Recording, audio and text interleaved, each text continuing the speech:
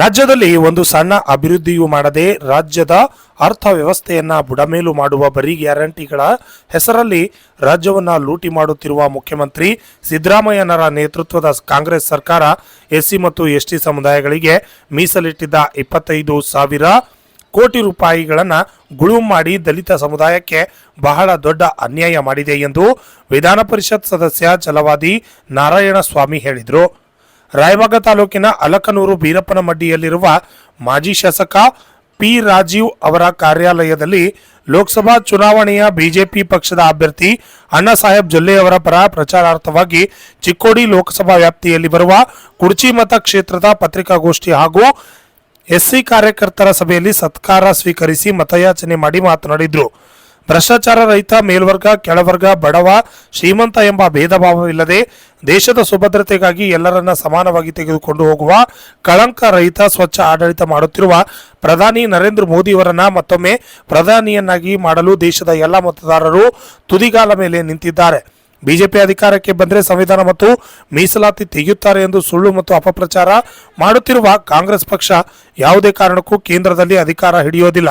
ಸಂವಿಧಾನ ಶಿಲ್ಪಿ doctor BR Ambedkar ಅವರ ಸಂವಿಧಾನವನ್ನ ಯಾವುದೇ ಕಾರಣಕ್ಕೂ ಬದಲಾಯಿಸಲು ಬಿಡೋದಿಲ್ಲ ಎಂದು ಪ್ರಧಾನಿ ನರೇಂದ್ರ ಮೋದಿ ಅವರು ಸ್ಪಷ್ಟಪಡಿಸಿದ್ದಾರೆ. ಕಾರ್ಕೋಟ ವಿಷ ಕಣಜದಂತಿರುವ ಕಾಂಗ್ರೆಸ್ ಸರ್ಕಾರ ಜನರಿಗೆ ಮೋಸ ವಂಚನೆ ಮಾಡುವುದೇ ತಮ್ಮ ದಿನನಿತ್ಯದ ಕಾಯಕ ಮಾಡಿಕೊಂಡಿದ್ದಾರೆ. ಆದ್ದರಿಂದ ದಲಿತರು ಕಾಂಗ್ರೆಸ್ ಸರ್ಕಾರದ ಮೋಸ ವಂಚನೆಗಳಿಗೆ ಒಳಗಾಗದೆ ಅಣ್ಣಾಸಾಹೇಬ್ ಜೊಲ್ಲೆ ಅವರಿಗೆ ಅತ್ಯಧಿಕ ಮತಗಳನ್ನ ನೀಡಬೇಕು ಎಂದು ಹೇಳಿದ್ರು. ನಾನು ತೆಗಿಯಕ್ ಬಿಡೋದಿಲ್ಲ ಅಂತ ಇದನ್ನು ನಂಬಬೇಕು ಬೇಡ ನಾವು. ಆಮೇಲೆ ನಾನು ನಿಮಗೆ ಕೇಳ್ತೇನೆ, ಮಾನ್ಯ ಶಾಸಕರು ಹೇಳಿದ್ರು ಅಂಬೇಡ್ಕರ್ ಅವರು ತೀರ್ಕೊಂಡಾಗ ಅಂತ್ಯಕ್ರಿಯೆ ನೋಡಿ, ಇಂದಿರಾ ಗಾಂಧಿಗೆ ಇದು ನೆಹರುಗೆ 55 ಎಕರೆ ಸಮಾಧಿಗೆ ಜಾಗ ಕೊಟ್ಟಿದ್ರು ದಿಲ್ಲಿಯಲ್ಲಿ. ಇಂದಿರಾ ಗಾಂಧಿಗೆ 35 ಎಕರೆ ಕೊಟ್ಟಿದ್ರು.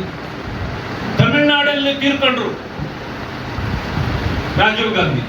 ಅಲ್ಲಿಂದ ತೀರ್ಕೊಂಡವ್ರನ್ನ ಅವ್ರ ಬಾಡಿನೇ ಸರಿಯಾಗಿ ಸಿಕ್ಲಿಲ್ಲ, ಅದನ್ನೆಲ್ಲ ಜೋಡಿಸಿ ತಗೊಂಡೋಗಿ ಸಮಾಧಿ ಮಾಡಿದ್ದೀರಿ. 15 ಎಕರೆ ಕೊಟ್ಟಿದ್ದೀರಿ. ಆಯ್ತಪ್ಪ, ಪ್ರಪಂಚವೇ ಮೆಚ್ಚತಕ್ಕಂತ ಬಾಬಾ ಸಾಹೇಬ್ ಅಂಬೇಡ್ಕರ್ ಅವರಿಗೆ ಅವರನ್ನ ಅಂತ್ಯಕ್ರಿಯೆ ಮಾಡ್ಲಿಕ್ಕೆ ಒಂದಿಷ್ಟು ಜಾಗ ಕೊಡ್ಲಿಕ್ಕೂ ನಿಮ್ಗೆ ಯೋಗ್ಯತೆ ಇರಲಿಲ್ವಾ? ನೀವು ಸರ್ಕಾರ ಮಾಡುವಾಗ ನೀವು ಕೊಡ್ಲಿಲ್ಲ, ಒಪ್ಕೊಳ್ಳಿ ನಾವು ಕೊಡಕ್ಕಾಗಿಲ್ಲ ಅಂತ. ಅವರ ಪಕ್ಷದ ರಮೇಶ್ ಕುಮಾರ್ ಅಂತಿದ್ದಾರೆ, ಈಗ ಮೊದಲು ಸ್ಪೀಕರ್ ಆಗಿದ್ರು, MLA ಇದ್ರು, ಈಗ ಅವ್ರು ಸೋತಿದ್ದಾರೆ. ಆದ್ರೆ ಅಸೆಂಬ್ಲಿಯಲ್ಲಿ ನಿಂತು ಹೇಳ್ತಾರೆ ಅವರು, ನೋಡಿ ಯಾರು ಏನ್ ತಪ್ಪು ತಿಳ್ಕೊಂಡ್ರು ಸರಿ, ನಮ್ಮ ಕಾಂಗ್ರೆಸ್ನವರು ನಾನೊಂದು ಸತ್ಯ ಹೇಳ್ಬೇಕು, ಅಂಬೇಡ್ಕರ್ ಅವರಿಗೆ ಕಾಂಗ್ರೆಸ್ ಅನ್ಯಾಯ ಮಾಡಿ ಇವತ್ತು ಏನೇನ್ ಸುಳ್ಳು ಹೇಳ್ಬೇಕು ನಾನು ಜನರಿಗೆ. ಬೆಳಗ್ಗೆ ಪಟ್ಟಿ ಮಾಡ್ಕೊಂತಾರೆ, ಸಂಜೆವರೆಗೂ ಬರೀ ಸುಳ್ಳು ಹೇಳ್ತಾರೆ. ನಮ್ಮ ಹುಡುಗರು ಯಾರಾದ್ರೂ ಬುದ್ಧಿವಂತರು ಹೋಗಿ ಏನ್ ಸರ್ ಹಿಂಗ್ ಹೇಳ್ಬಿಟ್ಟು ನಿಮ್ಗೆ ಅದೆಲ್ಲ ಅರ್ಥ ಆಗಲ್ಲ ಬಿಡೋ ಅಂತ ಮಾಡೋದು. ಯಾಕಂದ್ರೆ ಸುಳ್ಳುಗಳು ಬೇರೆಯವ್ರಿಗೆ ಅರ್ಥ ಆಗಲಿ, ಇವ್ರಿಗೆ ಮಾತ್ರ ಅರ್ಥ ಆಗೋದು. ಸಿದ್ದರಾಮಯ್ಯ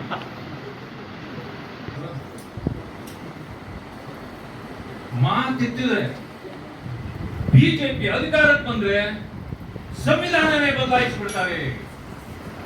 ಯಾಕಪ್ಪ ಇವ್ರಿಗೆ ಹೇಳ್ಕೊಟ್ಟಿದ್ವ ನಾವು, ಸಿದ್ದರಾಮಯ್ಯ ಹೇಳಿದ್ವ ನಾವು, ಸಿದ್ದರಾಮಯ್ಯ ಬಿಜೆಪಿ ನಾವು ಅಧಿಕಾರಕ್ಕೆ ಏನಾದ್ರು ಬಂದ್ರೆ ಸಂವಿಧಾನ ಬದಲಾಯಿಸ್ತೀವಿ ಅಂತ ಹೇಳಿದ್ವ ನಾವು ಹೇಳಿಲ್ವಲ್ಲ. ಮತ್ತೆ ನೀನ್ ಯಾಕೆ ಸುಳ್ಳು ಹೇಳ್ತಾ ಇದೀಯಾ? ಸುಳ್ಳು ಹೇಳಿ ಹೇಳಿ ಹೇಳಿ ಹೇಳಿ ನಮ್ ಜನರ ದಾರಿ ತೋರಿಸಿ. ಆಮೇಲೆ ಸಂವಿಧಾನ ಬದಲಾಯಿಸ್ತೀವಿ ಅಂತ ಹೇಳಿ ಯಾವ ಹೇಳಿದ್ರು ಅಂತ ಇಟ್ಕೊಳ್ಳಿ. ಯಾಕೆ ನಮಗ್ ಮಾತ್ರ ಕೋಪ ಬರ್ಬೇಕು ದಲಿತರಿಗೆ? ದಲಿತರಿಗಾಗಿ ಮಾತ್ರ ಅಂಬೇಡ್ಕರ್ ಅವರು ಸಂವಿಧಾನ ಬರೆದಿದ್ರ? ಈ ದೇಶದ ಪ್ರತಿಯೊಬ್ಬ ಪ್ರಜೆಗಾಗಿ ಸಂವಿಧಾನ ಬರೆದಿರೋದು. ಅದೇನಾದ್ರೂ ವ್ಯತ್ಯಾಸ ಆಗ್ತದಂದ್ರೆ ಪ್ರತಿಯೊಬ್ಬರಿಗೂ ನೋವಾಗಬೇಕು, ಪ್ರತಿಯೊಬ್ಬರಿಗೂ ಬೇಸರ ಆಗ್ಬೇಕು, ಎಲ್ಲರೂ ಹೋರಾಟಕ್ಕೆ ಬರಬೇಕು. ದಲಿತರ ಆಸ್ತಿ ಅನ್ಕೊಂಡು ನಾವು ಮಾತ್ರ ಹೋರಾಟ ಮಾಡ್ಬೇಕಾ? ಮೊನ್ನೆ ತಾನೇ ಸಂವಿಧಾನ ರಕ್ಷಣಾ ದಿನಾಚರಣೆ ಅಂತ ಮಾಡಿದ್ರು ಸಿದ್ದರಾಮಯ್ಯ ಅವರು. ಏನ್ ಮಾಡಿದ್ರು ಅಂತ ಗೊತ್ತಾ? ವೋಟ್ ಬ್ಯಾಂಕ್ಗಾಗಿ ಅದನ್ನ ಜಿಲ್ಲೆಗೆ ತಾಲೂಕಿಗೆ ವಾಹನಗಳನ್ನು ಮಾಡಿ ಅಂಬೇಡ್ಕರ್ ದೊಡ್ಡ ಫೋಟೋ ಹಾಕಿ ಸಂವಿಧಾನದೊಂದು ಹಾಕಿ ಮೆರವಣಿಗೆ ಮಾಡಿದ್ರು. ಮೆರವಣಿಗೆ ಮಾಡಿದ್ದು ಎಲ್ಲಿ? ಅವರು ದಲಿತ ಕಾಲೋನಿಗಳಲ್ಲಿ. ಅದೇ ಯಾಕಪ್ಪ ಬೇರೆಯವರ ಕಾಲೋನಿಗಳಲ್ಲಿ ಅಂಬೇಡ್ಕರ್ ಹೋಗ್ಬಾರ್ದ? ಸಂವಿಧಾನ ಅವ್ರಿಗೆ ಸಂಬಂಧ ಇಲ್ವಾ? ಯಾಕೆ ಅದನ್ನ ಮಾಡಲಿಲ್ಲ ನೀವು? ದಲಿತರನ್ನ ಈ ವ್ಯವಸ್ಥೆಯಿಂದ ಬೇರ್ಪಡಿಸತಕ್ಕಂಥ ಕೆಲಸವನ್ನ, ನೀಚ ತುಚ್ಛ ಕೆಲಸವನ್ನ ಸಿದ್ದರಾಮಯ್ಯ ಮಾಡ್ತಾ ಇರೋದು ಇವತ್ತಿನ ದಿವಸ. ಇವತ್ತು ಅವ್ರ ಮುಖ್ಯಮಂತ್ರಿ, ನೀವೆಲ್ಲ ನೋಡಿರ್ಬೋದು ಈಗಾಗಲೇ ಏನಂತ ಮಾಡ್ತಾರೆ ಅಂದ್ರೆ, ಈ ಕಾಂಗ್ರೆಸ್ನವರು ಸುಳ್ಳು ಹೇಳೋದ್ರಲ್ಲಿ ನಿಪುಣರು. ಮಾತೆತ್ತಿದ್ರೆ ನಾವು ಬಿಜೆಪಿಯವರು ಅಧಿಕಾರಕ್ಕೆ ಬಂದ್ರೆ ದಲಿತರದು, SC STಗಳು ಮತ್ತೆ OBC ಮೀಸಲಾತಿ ತೆಗೆದು ಬಿಡ್ತೇವೆ. ಈಗ ಅರ್ಥ ಆಯ್ತಿದ್ದು? ಇಷ್ಟು ಹೇಳಿದ್ದು, ಇದನ್ನ ಹೇಳಿದ್ದು ಅಂತ ಹೇಳಿ ಕಾಂಗ್ರೆಸ್ನವರು ಪದೇ ಪದೇ ನಮ್ಮನ್ನ ಅಪಾದನೆ ಮಾಡ್ತಾರೆ ಅಂತ ಹೇಳಿದ್ರು. ಇವ್ರೇನ್ ಮಾಡ್ಬಿಟ್ರು ಗೊತ್ತಾ? ಕಾಂಗ್ರೆಸ್ನವರು ಅನ್ನೋದನ್ನ ಕಟ್ ಮಾಡ್ಬಿಟ್ರು. ನಾವು ಅಧಿಕಾರಕ್ಕೆ ಬಂದ್ರೆ ಬಿಜೆಪಿಯವರು ಈ SC ST ಮೀಸಲಾತಿ, OBC ಮೀಸಲಾತಿಯನ್ನ ತೆಗೆದು ಬಿಡ್ತಾರೆ ಅಂತ ಅವ್ರು ಹೇಳ್ತಾರೆ ಅನ್ನೋದು ಅದು ಕಟ್ ಮಾಡ್ಬಿಟ್ರು. ಇದನ್ನು ಮಾತ್ರ ಓಡಿಸ್ಬಿಟ್ರು. ದಲಿತರಿಗೆ ಕೋಪ ಬಂದ್ಬಿಟ್ಟು, ಏನು ಅಮಿತ್ ಶಾ ಅವರು ಈ ತರ ಹೇಳ್ಬಿಟ್ಟಿದಾರಲ್ಲ ಅಂತ. ಆಯ್ತಪ್ಪ, ಅಷ್ಟಕ್ಕೆ ಯಾಕೆ ಸೀಮಿತ ಆಗ್ತೀವಿ? ಅವ್ರು ಅಷ್ಟುದ್ದ ಹೇಳ್ಕೊಂಡ್ ಬಂದ್ರಲ್ಲ, ಆ ಕಡೆಗೆ ಒಂದಡಿ ಈ ಕಡೆಗೆ ಒಂದಡಿ ಯೋಚನೆ ಮಾಡಿ. ಆ ಕಡೆಗೂ ವಿಡಿಯೋ ಇದೆ, ಈ ಕಡೆಗೂ ವಿಡಿಯೋ ಇದೆ. ಅದನ್ನ ದಲಿತರಿಗೆ ದೋಖ ಮಾಡಿ ಅವ್ರು ಆಗ್ಬೇಕಾಗಿರೋ ಜಾಗದಲ್ಲಿ ನೀವು ಹೋಗಿ ಇವತ್ತು ಸರ್ಪ ಯಾವತ್ತು ನೋಡ್ರಿ, ಹುಳ ಉತ್ತ ಕಟ್ಟಿತು, ಸರ್ಪ ವಾಸ ಮಾಡಿತು ಅಂತಾರೆ ಹಳ್ಳಿ ಕಡೆ ಗಾದೆ. ಹಾಗೆ ಪರಮೇಶ್ವರು, ಖರ್ಗೆ ಅವರು ಇವರೆಲ್ಲ ಸೇರಿ ಪಕ್ಷ ಕಟ್ಟಿದ್ರೆ ಇದು ಎಲ್ಲಿಂದೋ ಬಂದು ಸರ್ಪ ವಾಸ ಮಾಡ್ತಾ ಇದೆ. ಈಗ ಸರ್ಪ ಯಾರು? ಸಿದ್ದರಾಮಯ್ಯ. ದಲಿತರ ಸಮಾಧಿ ಮೇಲೆ ನಿಮ್ಮ ಸಾಮ್ರಾಜ್ಯ ಕಟ್ಟಿದ್ದೀರಲ್ಲ, ಇದು ದಲಿತರಿಗೆ ಮಾಡಿದ ದ್ರೋಹ ಅಲ್ವಾ? ಅನ್ಯಾಯ, ಮೋಸ ಅಲ್ವಾ? ಯಾರಾದ್ರೂ ಒಬ್ಬರು ವಂಚನೆ ಮಾಡಿದ್ರೆ ಪೊಲೀಸ್ ಸ್ಟೇಷನ್ ಅಲ್ಲ ಇವರೆಲ್ಲ ಕಂಪ್ಲೇಂಟ್ ಕೊಡ್ತಾರೆ. ಮೋಸ ವಂಚನೆ ಅಂತಂದ್ರೆ ಆಕ್ಟ್ ಯಾವ್ದು ಗೊತ್ತಾ? ಯಾವ PC ಆಕ್ಟ್ ಅಲ್ಲಿ ಆಗ್ತಾರೆ ಗೊತ್ತಾ? ಕೇಸು 420 ಚೀಟಿಂಗ್ ಕೇಸು ಅಂತ ಹೇಳಿ 420 ಕೇಸ್ ಹಾಕ್ತಾರೆ. ಈಗ ಸರ್ಕಾರನೇ ನಮಗೆ ಚೀಟಿಂಗ್ ಮಾಡ್ತಾ ಇದೆಯಲ್ಲ, ಯಾರು ಹಾಕ್ಬೇಕು ನಿಮ್ಮ ಮೇಲೆ ಇವಾಗ ಕೇಸು? ದಲಿತರಿಗೆ ನೀವು ಮೋಸ ಮಾಡ್ತಾ ಇದ್ದೀರಿ, ಚೀಟಿಂಗ್ ಮಾಡ್ತಿದ್ದೀರಲ್ಲ. ಅದಕ್ಕೆ ನಾನು ಹೇಳ್ತೇನೆ, ಈ ಸಿದ್ದರಾಮಯ್ಯನ ಸರ್ಕಾರ 420 ಸರ್ಕಾರ. ಮೊದಲೇ ಕೊಡ್ತಾ ಇಲ್ಲ, ಇವತ್ತು ಕೊಡ್ತಾ ಇರೋ ಅಕ್ಕಿ ಗೋಧಿ ಅಕ್ಕಿ 5 kg ಬರ್ತಾ ಇಲ್ಲ. ಮತ್ತೆ ಹೇಳಿದ್ರಲ್ಲ ಸಿದ್ದರಾಮಯ್ಯ, 10 kg ಅಕ್ಕಿ ಪುಕ್ಕಟೆಯಾಗಿ ಕೊಡ್ತೀನಿ. ಬೇಕೋ ಬೇಡ ಹೇಳಿದಲ್ಲ ಸಿದ್ದರಾಮಯ್ಯ? ಹೇಳ್ತಾ ಇಲ್ಲ, ಇಲ್ಲ ಕೊಟ್ಟಿದ್ದ. 5 kg ಅಕ್ಕಿ, ಮೋದಿ ಅಕ್ಕಿನೇ ನಮ್ ಜನರಿಗೆ ಬರ್ತಾ ಇರೋದು. ನಿನ್ನ ಅಕ್ಕಿ ಎಲ್ಲಪ್ಪ? ಎಲ್ಲಿ ನಿನ್ನ ಅಕ್ಕಿ? ಎಷ್ಟು ಜನ ಸುಳ್ಳು ಹೇಳಿ ನಮ್ಮ ಜನರನ್ನ ಮೋಸ ಮಾಡ್ತೀಯ ನೀನು? ವಂಚಕರ ಸಂತೆ ಎಲ್ಲೈತೆ ಅಂತಂದ್ರೆ ಇವತ್ತು ಕಾಂಗ್ರೆಸ್ ಅಲ್ಲಿ.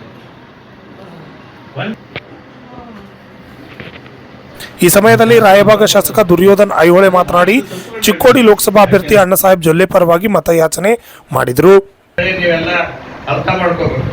ಕಾಂಗ್ರೆಸ್ ಅವ್ರು ಬರೇ ನಮ್ಮನ್ನ 60 ವರ್ಷ ವೋಟ್ ಬ್ಯಾಂಕ್ ಮಾಡ್ಕೊಂಡ ಬರೀ ದಲಿತರನ್ನ ಉಪಯೋಗಿಸ್ಕೊಂಡ್ರೆ, ಏನು ದಲಿತರಿಗೆ ಯಾವುದು ಉದ್ದೇಶ, ಯಾರು ಉದ್ಧಾರ ಮಾಡಿಲ್ಲ. ಅವರ ನಮಗೆ ದೇಶಕ್ಕೆ ಸಂವಿಧಾನ ಕೊಟ್ಟಂತ, ನಿಮ್ಮೆಲ್ಲರಿಗೆ ಮತದಾನದ ಹಕ್ಕವನ್ನ ಕೊಟ್ಟಂತ ಒಬ್ರು ಶ್ರೀಮಂತರಿರ್ಲಿ, ಬಡವರಿರ್ಲಿ, ದಲಿತರಿರ್ಲಿ, ಮತ್ತೆ ಯಾವ ಜಾತಿ ಧರ್ಮ ವಿಚಾರ ಮಾಡಲ್ಲ, ಈ ದೇಶದ ಸಂವಿಧಾನವನ್ನ ಬರೆದು ನಮಗ ಮತದಾನ ಹಕ್ಕನ್ನ ಕೊಟ್ಟಂತ ನಮ್ಮ ದೇವರ ಡಾಕ್ಟರ್ ಬಾಬಾ ಸಾಹೇಬ್ ಅಂಬೇಡ್ಕರ್ ಅವರನ್ನ ಸೋಲಿಸಿದಂತ ಪಕ್ಷ ಯಾವ್ದಾದ್ರು ಇದ್ರೆ ಅದು ಕಾಂಗ್ರೆಸ್ ಪಕ್ಷ. ನಿಮ್ಗೆಲ್ಲರಿಗೂ ಗೊತ್ತಿರಲಿ.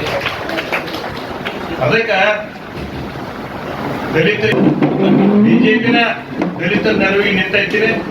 10 ವರ್ಷ ಆತ. ಈಗ ನಮ್ಮ ದೇಶದ ಪ್ರಧಾನಮಂತ್ರಿ ನರೇಂದ್ರ ಮೋದಿಜಿ ಅವರು ಈಗಾಗಲೇ ಬಾಬಾ ಸಾಹೇಬ್ ಅಂಬೇಡ್ಕರ್ ಅವರು ನಮ್ಮ ದೇವರು.